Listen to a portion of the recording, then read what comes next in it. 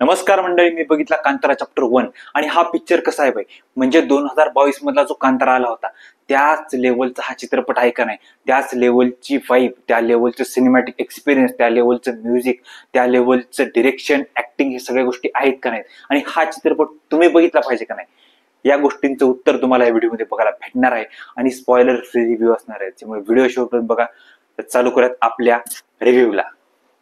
तर मंडळी, Kantara chapter 1 written and directed by Rishab Shetty. Rishab शेट्टीच या चित्रपटामध्ये पण लीड मध्ये आहेत आणि त्यांच्यासोबत बाकी कास्ट बोलले तर रुक्मिणी वसंत, जयराम आणि गुलशन देविया असे मुख्य कलाकार आहेत म्हणता येईल या चित्रपटामध्ये.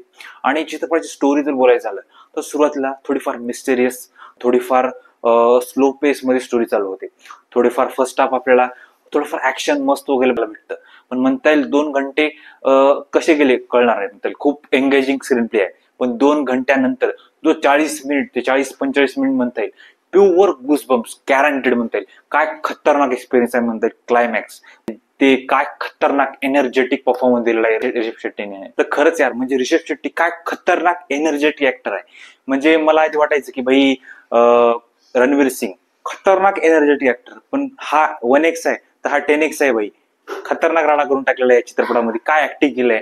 क्लायमॅक्स जर बघितलं तुम्ही तर कांताराचा क्लायमॅक्स आणि कांतारा चॅप्टर 1चा क्लायमॅक्स दोन्हीमध्ये 10 फूट फरक आहे. एवढं खतरनाक राडा केलेला आहे. आणि बाकी ऍक्टर बद्दल जर बोलायचं झालं तर गुलशन देविया यांचं निगेटिव्ह कॅरेक्टर आहे, निगेटिव्ह शेड आहे, बट त्यांचं पण खूप काम एक नंबर कार्यक्रम आहे म्हणतात.